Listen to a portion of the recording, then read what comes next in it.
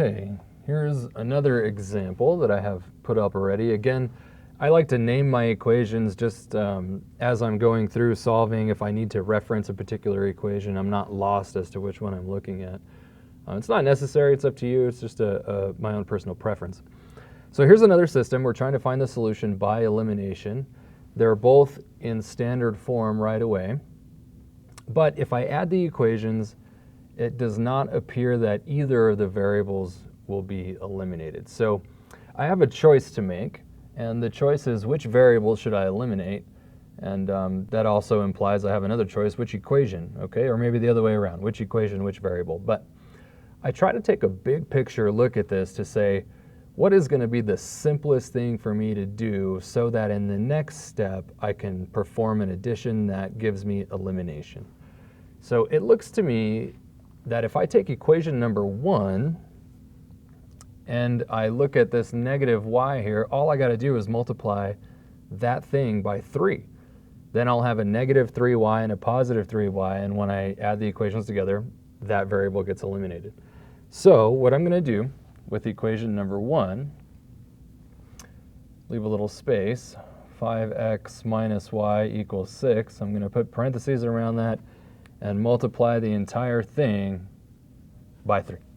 Okay, and again, the one I was looking at was this right there, so that I end up with a negative 3y, but I've got to do it to everything to make this legitimate. That is, so that this equality doesn't change fundamentally.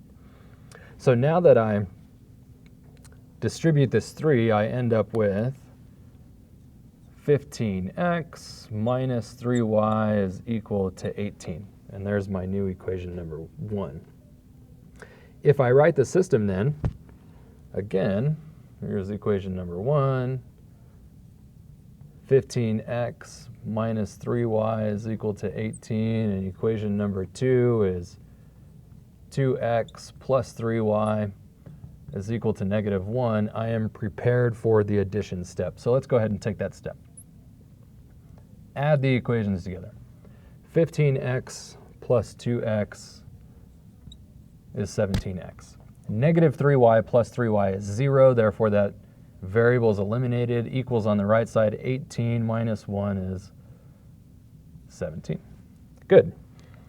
Now solve for x by dividing both sides by 17, and it appears that x is equal to 1. Now we can either back substitute or double eliminate, and since I did the double elimination in the previous example, I'm going to go ahead and back substitute in this example. Okay. Back sub. Now it turns out when you do this step, which is I'm going to plug this 1 in for x into one of the original equations. It doesn't matter which one you choose.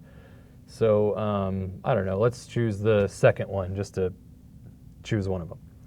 Okay, so I'm back substituting the value x equals 1. I have by choice decided to do that into equation number 2.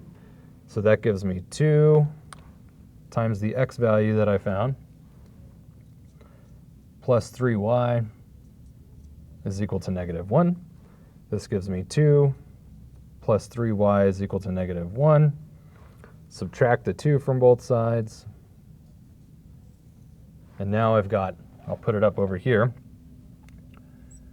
3y is equal to negative 1 minus 2 is negative 3. Last step, divide both sides of this equation by 3 to obtain y is equal to negative 1. And I could write my solution as a point, and that would look like this. So solution to the system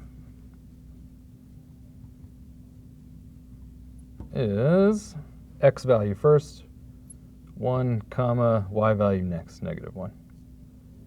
And that's it. Remember, you can always check your solution by plugging both of those values into both of the equations, and it has to work for both equations. So let's check the x equals 1, y equals negative 1 in the first equation. If I put x equals 1, y equals negative 1, what that gives me is 5 times 1 is 5, minus negative 1 means plus 1, 5 plus 1 is 6, yes. that one checks out. How about this one? Put in 1 here and negative 1 here. That would give me, in essence, 2 minus 3, which is negative 1. Yes, that one also checks out.